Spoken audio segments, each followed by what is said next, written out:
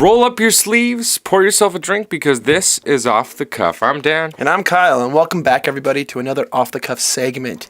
As you may or may not know, we like to bring you Off the Cuffs every Monday of films we've just watched for the first time. They might be new in theaters, they might be slightly older, or they might just be a film we're watching on DVD or on demand, that kind of thing. But Daniel, this week, what film are we bringing you? And when did we watch it? Is it a newer film? Is it an older film? Fill us in just a little bit. Well, it is newer, that's for sure, with stars like Thomas Middleditch, Nick Kroll, I can't remember, Kevin Hart. There's Ed Helms. And Jordan Peele. Yeah. These fellas Great guys. bring to you Captain Underpants. The first epic movie. Implying there'll be more. Well, a fun fact, actually. They call that the first epic movie because the Captain Underpants, like comic books, novels that this movie's based on, that's how they were always named. It'd be called like the first epic book by Dave Pilkey, the second epic book by Dave Pilkey. So they're trying to make a little nod at that. Oh, I see. That being said, I see what they did there. The movie does leave it a little bit open for a sequel. It does, definitely. So there's that. But you know what? It does also leave it open to just say like, and hey, there's always more adventures with Captain Underpants, right? So it could go both ways. Which is actually a pretty good thing, I'd say. Because a lot of times it feels like a film will just end on a sequel, and other times it feels a little bit too ambiguous. Yeah. I think they played it safe. Or maybe not safe, I think they played it correct. Yeah, they did a good job of that. But before we get into too much spoilers, we should maybe get a little bit of history on. Well, what's your relationship with Captain Underpants, Kyle? Well, I will say, just before we even decided to do this episode, we were going to do The Mummy this week. That was the plan. Right. It was on the schedule, actually, to do The Mummy. Yes, it was. And even before I had heard anything about The Mummy, I think I called you or I said, I was like, I don't want to fucking do The Mummy. Like, it just seems like a boring fucking movie. I just don't feel like doing it. Yeah, the last time you were over, you were like, actually, can we just not do the fucking Mummy? I don't know. I sort of got any reviews about it. I was just like, I don't know. Yeah. I'm sure in my mind I was like, I bet you it's fine. I want to watch something a little different. Let's get goofy. And it's been a while since we've done an animated movie too. Which we were looking back and we really haven't done many in our years doing the cast here. Few and far between. So it was nice to do something like this, and obviously what I'm alluding to here is The Mummy apparently is just fucking terrible. We just finished watching Red Letter Media's coverage on it. Shout out to those guys. Great shit all the time. That movie looks terrible. You bring up a good point that it might be fun to watch just for the hell of it. Like, I just want to be in on the gags. So like we like Red Letter Media and their content and stuff. So I just want to be in on some of the gags that they make throughout their half in the bag. Yeah, you know, and it was what that movie it apparently is in reality is what I feared it to be. So I don't know. Right. So jumping into Captain Underpants, I was excited because I actually was a huge fan of a good portion of the books growing up. We both were fans. Yeah. I remember much less of it. I was like, this was kind of my shit for a while, Captain Underpants. A good couple years. I remember I think I'm in the third or fourth book. I remember like waiting outside Kohl's to get it like first day it came out. To get the next one? Yeah. Fuck, I was really into Captain Underpants for a little bit, for like a good maybe 2 years, I'd say. Mm-hmm. Excuse me. So, and I even remember there's probably some production notes on this on the internet, maybe on IMDb or something. But I remember a couple years ago, maybe like a while ago now, maybe like 2009-ish, there was talks of a live action Captain Underpants. I want to say like Jack Black has Captain Underpants. Oh, that's the only guy I could picture fucking wearing underpants that large and a cape. Honestly, in hindsight, is kind of weird because like, how do you get away with doing a live action movie with a grown man in his underpants around children? Yeah, I don't think that's a fine line that I'm just gonna continue with the no comment. Yeah. And nonetheless, in terms of animation, I think this movie adapts it very well. It kind of reminds me actually of a movie I just brought up to you before we even saw this film, which is the Peanuts movie, which came out a couple years ago. You said you liked it. I hadn't seen it. Hey, I fucking recommend that. That's a really fun, that's a good lighthearted flick. It's a very good lighthearted, and I don't even have much nostalgia for the Peanuts. To a degree, but I wasn't born in the 40s. I don't know. I think I have as much nostalgia as the next person who watches the Charlie Brown specials. You know. And going into that, I was like, oh, whatever. Check. My parents didn't want to see it. I saw it with my parents actually, and fuck, was I ever charmed by that movie? I thought it was just the sweetest thing. Just in a world, in a movie climate of so much shit going on, that is a lot of interesting and, thought-provoking violence and all that stuff that I'm totally fine with. Don't get me wrong, I love that shit. It's nice every now and then just to kind of like turn your brain off a bit and just like see some pretty colors and be presented with something nice. And that's honestly what I was hoping for Captain Underpants. And going into it, that was essentially my only expectation. And I think overall, I came out feeling like that was accomplished. I think it was fulfilled for sure. There was lots of colors. There was some good gags. We talked about this before. We really like the relationship between the two guys who dream up what Captain Underpants is. George and Harold. Yeah.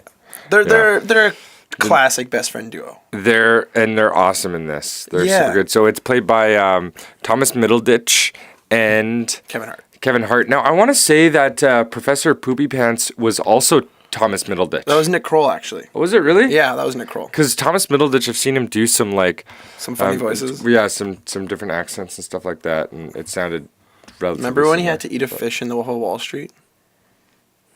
Yeah. Oh yeah, I forgot about that. That's honestly, I forgot he was fucking there in that. Did he actually eat that fish? Was it real? I can't clarify that. Oh, dude, he'd have PETA breathing on his neck. Probably. Man, he's been in a lot of stuff, actually. He was in the Other Guys, Thomas Middleditch. What? Really? I actually really like that movie. He was the art exhibition curator in that film. Besides the point.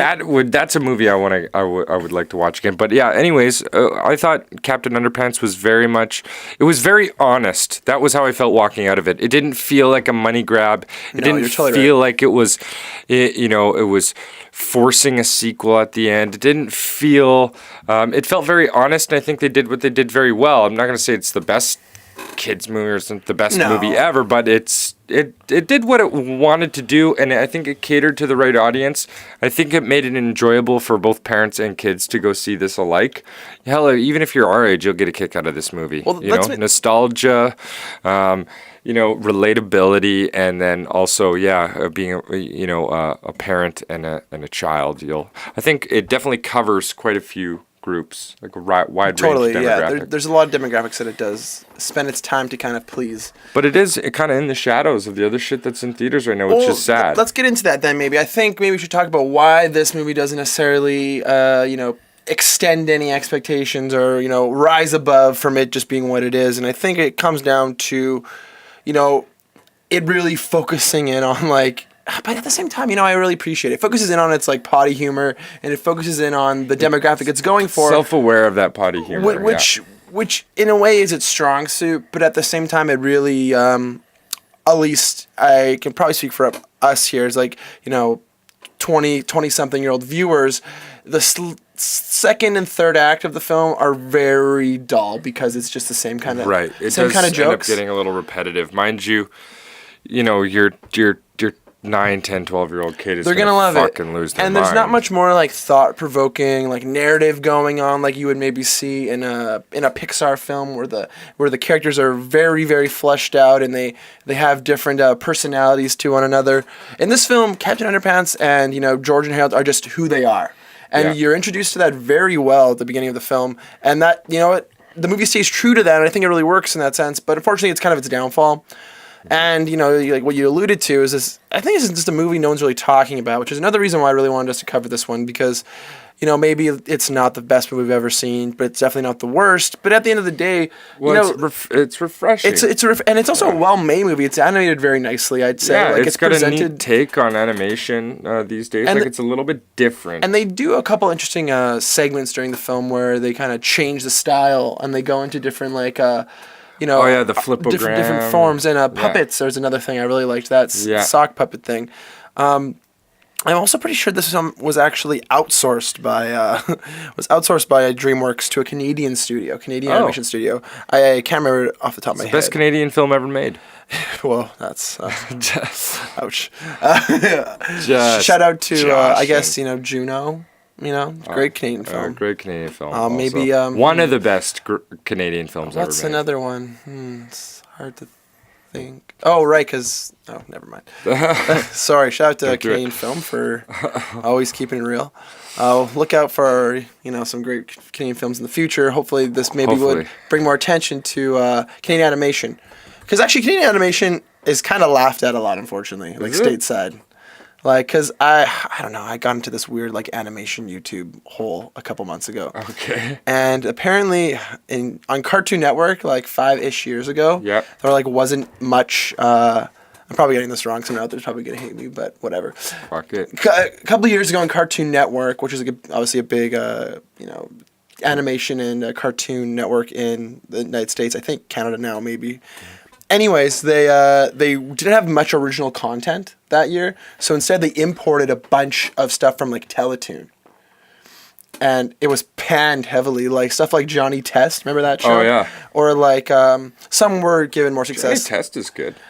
Apparently it was. Wait, I'm thinking of Johnny Bravo. Yeah, Johnny Bravo, great show. Johnny Test is that like the little pipsqueak kind of guy, and he has like a really smart twin sisters, and he has all these gadgets and a talking dog, and I remember very vaguely. It came out near the end of like us probably watching that kind of stuff. Right. Okay. Nonetheless, they imported a bunch of shows like that, and stateside Canada Animation does not get a good rep. Oh, same with like maybe more so on like the actual animation side, not necessarily like the writing. Right. Because like stuff like Total Drama Island and like 16. Oh yeah. Which I really like. I like 16 a lot, I should clarify. Yeah. It's very... But Totally Spies, everything. Totally Spies, another good show. Yeah. Just these shows that I guess maybe apparently the animation community in the United States kind of isn't really into. Rips on. But it's interesting that, an American company like DreamWorks outsourced a Canadian company to make this film. Okay. And it maybe just my Canadian eyes playing tricks because that's all I'm used to. I thought it looked great. I liked it. I thought it was very entertaining. I especially like the character design of Mr. Poopy Pants. Oh, it's hilarious. And it reigns so true to the actual books from what I can remember. Yes, yeah. Well, I mean, even if you look at the cover of the movie, it looks like another Captain Underpants fucking definitely book cover. I think what it boils down to for me with Captain Underpants is it's honest, it's refreshing, it's not trying to be something it's not, and it's not a fucking money grab. You're gonna enjoy it.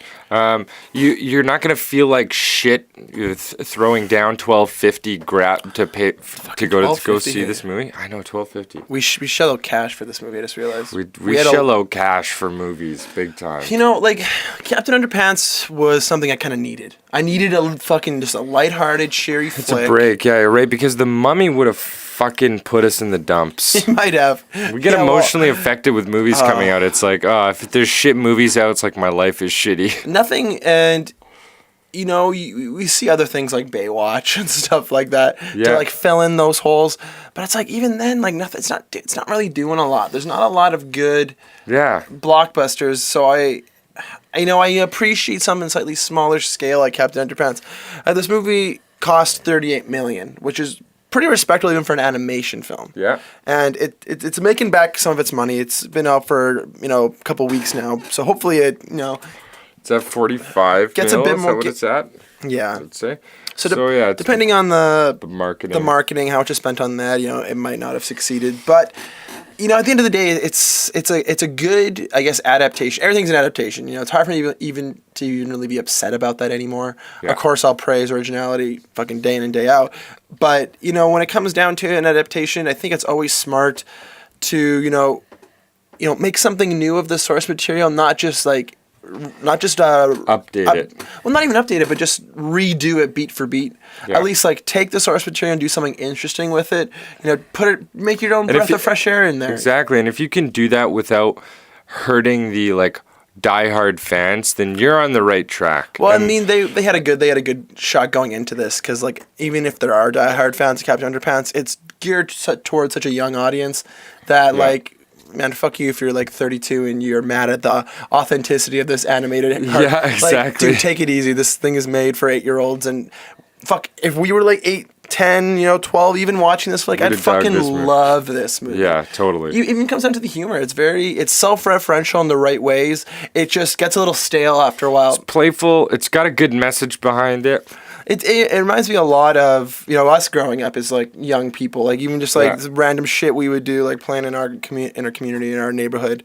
Yeah, that kind of shit is, when it's done right, it's very heartwarming, and that's why I really like the first probably half an hour of this flick, because it really played up into what felt like a genuine, just young childhood friendship, having fun with one another. Now that's really nice, and you know, it's a cool concept of these kids making their own superhero, and the superhero comes to life. Yeah. It's fucking every kid's dream, yeah, right? and every it's kid's fantasy. also that treehouse is just so tight. That's a tight ass treehouse. Oh, it is a dope. They got a great treehouse in this movie. I don't know. I don't got much more to say about Captain Underpants, to be honest. We just wanted to throw something different out there because, like we said, we could have done The Mummy, and we probably would have been on a big fucking angry rant about it, which happens a lot in those shitty movies. But I was especially after watching Passengers, like I needed something. I needed something. A little to get bit me of a going. change. This is again a really nice, refreshing break before we jump into another shitty movie. It happens a lot. Coming out soon. I would you know, Dan, do you have a rating? I haven't even thought actually of a Letterboxd rating. No, I haven't thought of a rating yet either. I'd say I'd give it a 3.5 because I like its direction. I like the message for the kids. I had fun with it. I think most people would. I feel you. I think it kind of sits very comfortably for me at a 3.5. I'll say 3.5. Yeah, I'm feeling a similar way, and I'm gonna go 3.5 as well. I'm gonna give a hard recommendation if you have a younger brother, a younger sister, or younger cousins or nephews. Yada yada. Or if the fam is going to see it, tag along. Why not? Yeah, just I think this is a good, lighthearted, but also smart in some ways with its comedy and humor that kids of all ages will enjoy it. And I think it's just it's a break from another Marvel Universe and superhero movie coming to your theater soon. Dude, next thing you know, there's going to be like Captain Underpants mixed with, Totally Spies. Look forward in 2019 for the Totally Spies Captain Underpants crossover movie. Part of the DreamWorks cinematic universe featuring... Outsourced with Canadian companies. Outsourced Canadian companies and also Quebecois companies. Don't forget them, man. Come on. Right, yeah. It's like not really Canada, but it is. We won't get into that on this episode. So that's for next time, folks. That's for a conversation we probably don't know enough information to know about. No, I'm not very well informed about it. Anyways, okay, so that has been Off the Cuff. Thank you so much for listening, everybody. Don't forget to subscribe to us on YouTube, follow us on SoundCloud, follow us on all the social medias. We'll have them in the links below as always. We're on a bunch of other podcast apps as well, not just iTunes and I don't know, I guess Google Play Music, is that what it's called? It's a really long title for some reason. Google Play Music, But also like Podbean and a bunch of other shit. And Stitcher. A lot of people like Stitcher. We're on that one as well. Stitcher, yeah. We do it all, folks. We try to make sure we're out there doing our thing all the time. Stay tuned for next week's episode. Until then, we'll see you later. Stay easy, stay breezy, stay beautiful, Cover Girl.